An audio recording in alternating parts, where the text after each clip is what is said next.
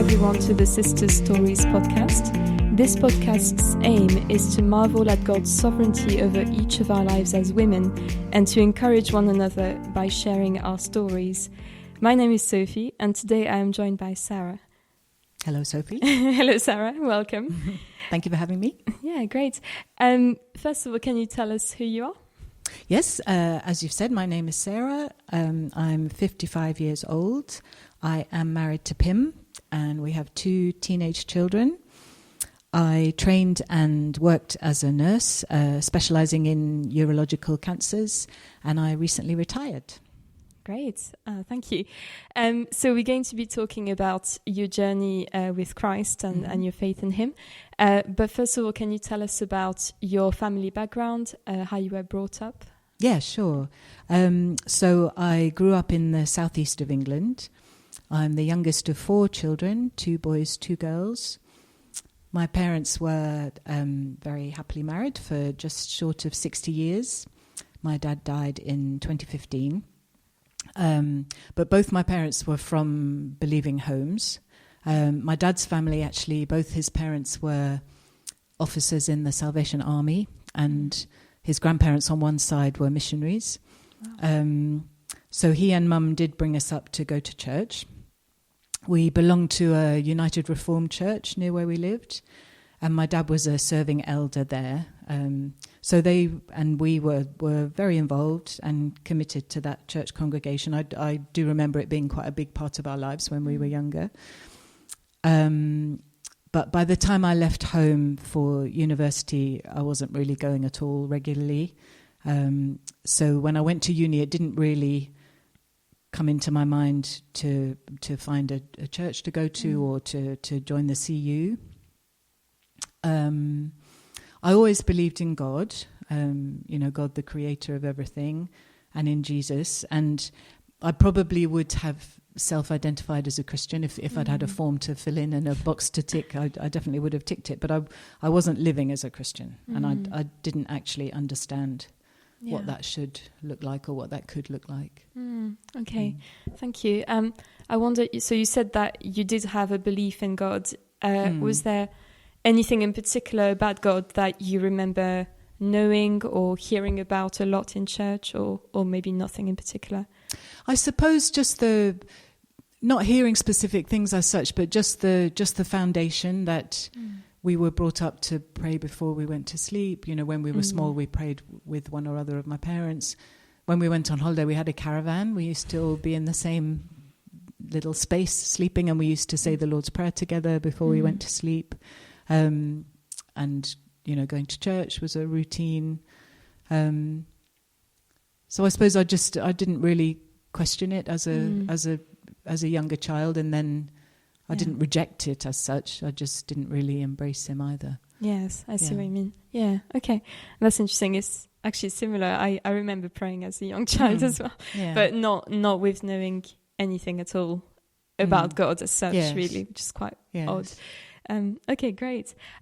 So can you take us through a little bit what the next few years of your life looked like, and how eventually you got to believe in Christ, really? Yeah. So there was one kind of more sort of formative experience when I was maybe 9 or 10. I had a best friend at school who went to an evangelical church locally, and she invited me and 1 or 2 other friends to a holiday club that they ran in the summer. And I went to that really happily. I remember really loving it. So the young leaders were really cool, and it was really great fun, and we were outside the whole time. And sounds like Saul and Ruth. Yeah, no, absolutely. And I still remember a few of the songs that we learned, but I didn't really grasp the gospel, although I'm sure that they were teaching it. And Katie, my friend, did her best to evangelize us on the journey to school, and she once caused a group of us, when we were maybe about 10 or 11, we were in a cinema watching a film, and she I suddenly became aware that everyone was getting up and going, and the girl next to me said, "Katie wants to leave," and I remember being really annoyed, she was obviously uncomfortable with something in the film, and although I was quite annoyed and a bit kind of bewildered, I do remember that conviction was quite striking. You know, it did kind of make an impression. So moving on, after I finished university, then I trained as a nurse. I moved to London, and after I qualified, I lived and worked in London sort of throughout my 20s. And really then my life was very secular and pretty hedonistic, really, to be honest. Yeah. Okay. Did you meet Pim in that time then? Yes, I met Pim kind of I was 29, so we met through some friends. He is originally from the Netherlands, and he came over to do some study and then stayed, got a job, and just has been here ever since. So he wasn't really a Christian either, but he had been to church a bit. He wasn't brought up going to church, but he had a friend who went, and he used to kind of go to a youth group, and so he had a bit of an introduction. And when he came to London, he started going to the Dutch church in the city. I think he would probably agree that was more, the motivation for that was more social than spiritual at the time. Yeah. But it was still quite an important part of his life. But when we decided to get married, it was important to both of us that we got married in church, that, you know, that we had a Christian ceremony. So when we got married, we had the URC minister who I knew from childhood, and the Dutch minister, both kind of officiating. Wow. And it was really lovely, actually. It was. They hadn't kind of practiced beforehand, but they suddenly suggested that the Dutch people say the Lord's Prayer in Dutch and the English people in English, and like we've been finding at Cornerstone recently, the kind of cadence is very similar in other languages. So it worked really. It was quite meaningful. It was really lovely. And after we were married, we did decide we wanted to find a church we could go to together, because the Dutch church didn't really work for me. Was it in Dutch? All in Dutch, yes. Oh, okay. Yes. That doesn't help. No. So is that how you came to Cornerstone, or was that a little bit later on? A little bit later on. So we were living in Battersea, and we tried one or two churches, but didn't really find anywhere that we felt that comfortable. I remember going to one where we were kind of easily the youngest people there. There were only about 10 people there. So we kind of dipped into one or two, but didn't really find anywhere. And then I think over a period of maybe 3 or 4 years after we were married, there were kind of a number of significant things, really 3 or 4 significant things that changed everything. Yes, because it seems like so far, at least you were going to church and trying to commit to that, I guess, through your marriage and being quite intentional about that. But would you say that either of you were committed Christian at that No, at that definitely point? not. No. And we didn't really know. We couldn't have told you the gospel, really. Okay. Yeah. We wouldn't really have known what that meant, I don't think. Yeah. But I think we were more thinking we wanted to have a family, and so that would be a good thing to do. Yeah. Not really thinking about our own convictions. That's really interesting, because, I mean, I guess I find it really interesting to see how God draws different people for different reasons, actually, and then actually that producing real fruit in your lives and real conviction and faith. Because I guess we were, with hindsight, we were wanting, seeking, needing something, exactly. But we didn't really know what that was. Yeah. Yes. And that's interesting that both of you together were on that journey, or similar journey at least. Yes, it wasn't like one was thinking, what? No, we're not. Yeah, we were both kind of on the same page. But having said that, the first kind of significant thing that happened really was that Pim kind of started on that journey before I did. So he was working in the city, and I think a colleague of his told him about a lunchtime service that was happening at St Helens in Bishopsgate. So he started going to that every week, and he just had lots of questions, and he met one-to-one with William Taylor, who was one of the pastors there, and sort of, went into things a bit. So he didn't really say much to me about it at the time, but he was clearly, seeking answers, and was kind of off on his journey, and I was a bit blissfully unaware. And then another thing that happened was that we moved from Battersea to Kingston, and I had a relative who was a Christian who was at St Helens, who told me about a new church plant that was happening in Kingston. She was clearly keen for us to start going to church. So she gave us the details, and I think some friends of hers were among the planting team. So Pim and I coincidentally attended the first Cornerstone service. Wow. And we were just made really welcome, and just kept coming. Yeah. And then probably the biggest thing that brought me to faith, and the biggest factor looking back, was Pim and I were given a diagnosis of infertility. We had found that out actually prior to moving to Kingston, and we had actually started treatment before we went to that first Cornerstone service. So I realised that this is, potentially quite a controversial issue for many Christians, and also, potentially quite a painful subject for many women and couples and people who may be listening. So I can only speak from my own experience, and I'm sorry if I say anything that I'm sure it's fine. Distressing for anyone listening, but it is a very fundamental. Yeah, and it's helpful to hear your experience as well. Yeah. So I think, although I had never kind of been someone who was particularly gifted with small children, I always knew that I wanted to be a mother and have a family of my own. And it never occurred to me that it wouldn't just happen when I wanted it to happen, until it didn't. And we were then given a reason why it wasn't going to. So it was a huge blow for both of us, and also quite a challenge at that time for both of our developing understanding of Christianity, and what that meant. So we were so new at Cornerstone. It's a bit of a blur, but I don't really remember discussing it with anybody. And I think maybe subconsciously I didn't want to have any different views. I just wanted to keep on with the fertility treatment and get what I wanted. Yes. I think, I know because he's told me since, that Pim did discuss it with one of the pastors at the time. And I was kind of aware of that, but he didn't really share all that with me.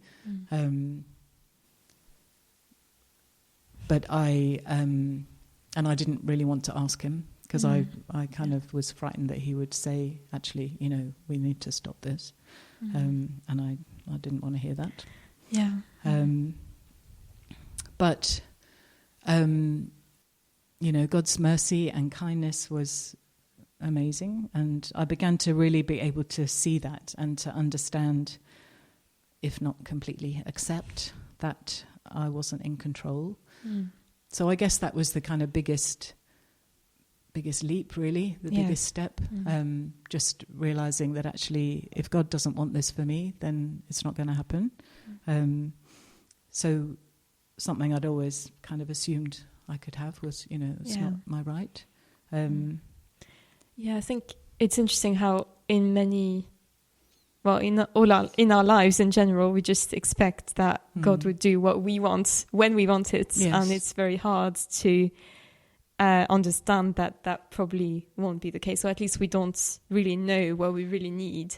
So that's a really good example of that, I'm sure. Yes. And it's helpful to see that, it can be something maybe really small in our daily lives, but also something of a bigger issue, like you're mentioning. Yes. And we can trust in him, even in that situation. Yes. So, yes. And there's a verse, isn't there, that Pim is always quoting, but I'm going to say it wrong. But, it's something like in his heart a man plans his course or plans his steps, but God determines. Actually, you can plan as much as you like, but where you're going is where God wants you to go. Yeah, exactly. Yeah, that's right. I'm quite interested to see that all these, obviously these different things, one after the other, brought you closer to understanding who God was. But again, I remember talking to Lauren last time in the last episode and talking about hardships and trials and how they do make us think. And people who probably hadn't considered God previously actually are in front of that decision to follow him or not, to know Christ and to follow him. And it really puts us in front of what our lives are about. Yes. Yeah. And I suppose particularly when it's those kind of essential, it's life, it's death, it's yeah, exactly. Yeah. Right. So that's the third thing, isn't it? But you said there was a fourth element. And just, I suppose, I ought to finish that bit of the story, not to go into lots of detail, but I think it's probably important to say that we were kind of spared through God's kindness, being presented with lots of decisions about discarding embryos or freezing embryos. So the first time there was only one, and that was implanted, and then he's now 17. And then the second time there were only two, and one of them carried on growing, and she's now 15. So I think the point I'm trying to make is that we really felt God's hand in that, kind of sparing us, but also just blessing us so richly. Yes. So I've kind of come to see through that I really didn't deserve anything, but I've been given so much. Yeah. So all these things were kind of going along on a track together, and then the last thing that was really important was that just before our son was born, Pim lost his job and struggled to find another one.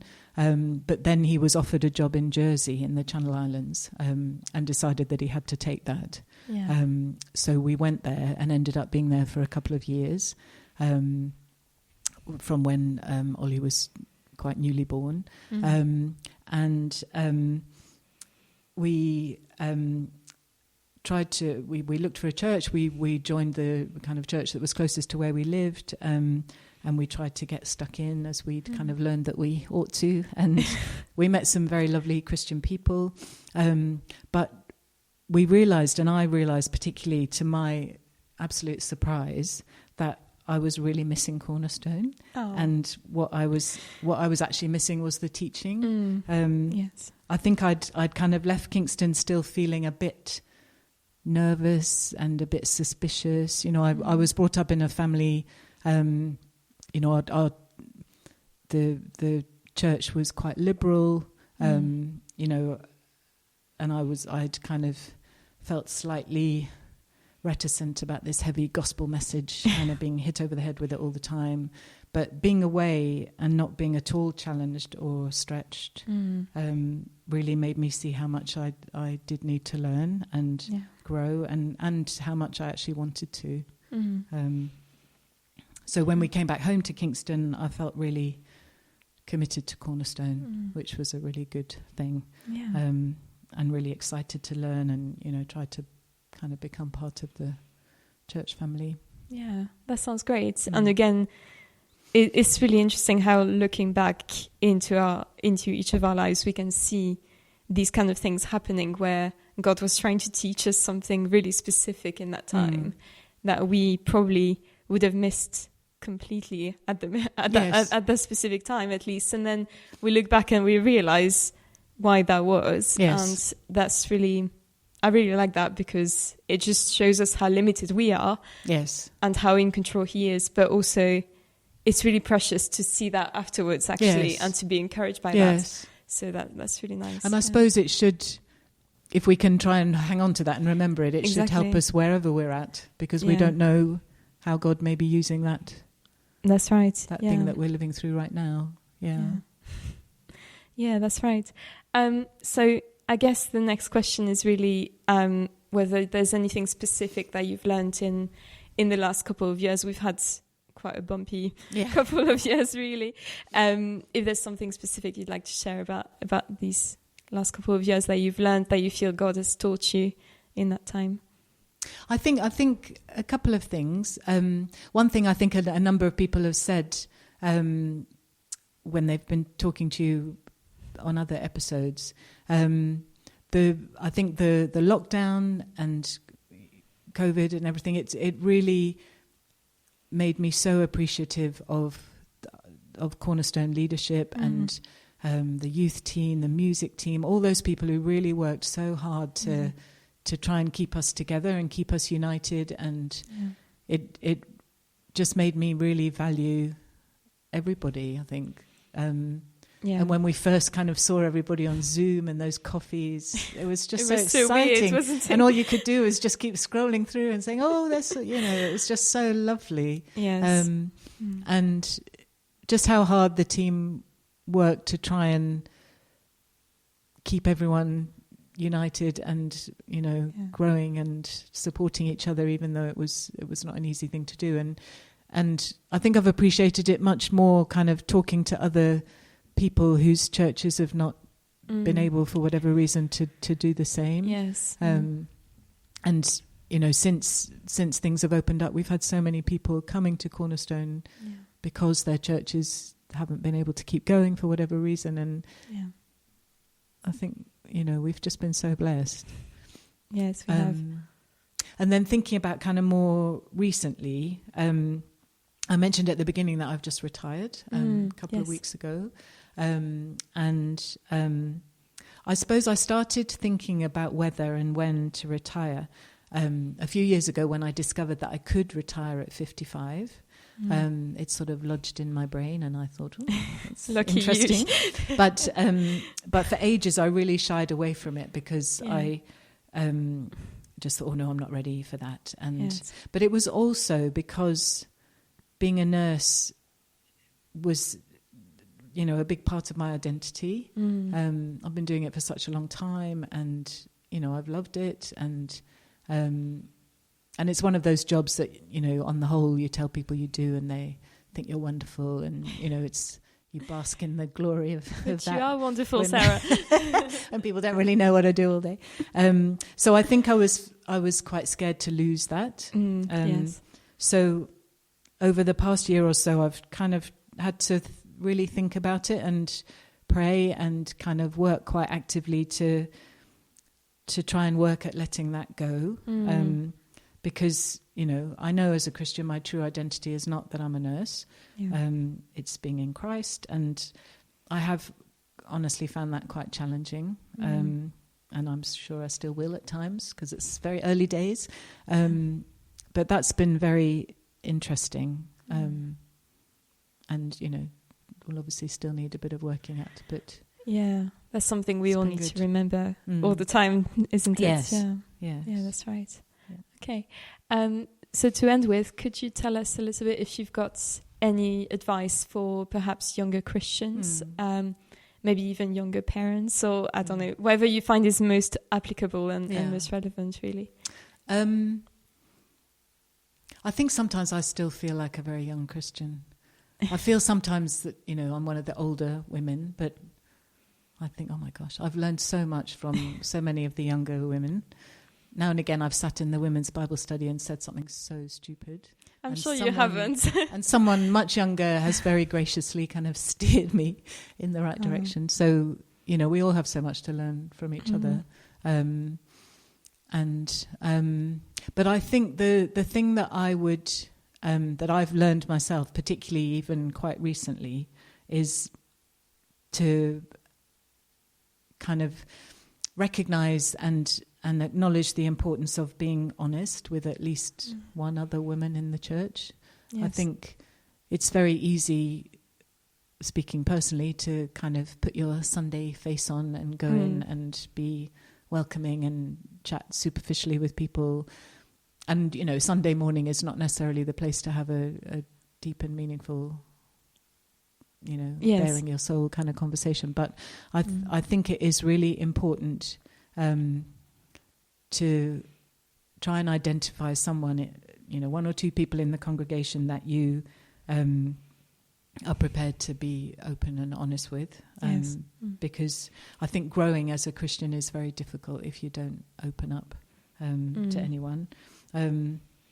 So it is something I've learned more in recent times, actually. It's kind of been reinforced when situations have arisen, or I've had to face things in myself and I haven't known what else to do other than pray and speak to someone in the church, for help. And it's really not easy making yourself vulnerable and admitting to things you'd rather keep hidden. But it's actually... it does really strengthen the relationship if you can, and it, being honest it's how we're supposed to be with each other. You're not going to want to be like that with absolutely everybody, but yes, that's right. If you can, I would say, try and find somebody that you can be like that with. Yeah, I think that's really good advice because. Yeah, as you say, we come on the Sunday and we might see so many people in the church, especially at the moment with so many new people coming. Yes. It's really hard to obviously, pull someone aside and have that kind of conversation on the Sunday, but then being able to do that during the week is reinforcing these relationships, isn't it? So, yeah, I think that's really important. And we are family at the end of the day, so we need to look out for each other. Yeah. And you need to feel confident that if something does happen and you just need somebody, that person will, they know you already and will be there. Yeah. Oh, thank you so much for sharing your story, Sarah. Oh, thank you, Sophie. And thank you for sharing even some of the harder things in that story, which I know is not easy to do. That's all for today's episode of Sister Stories, everyone. But join us again next time.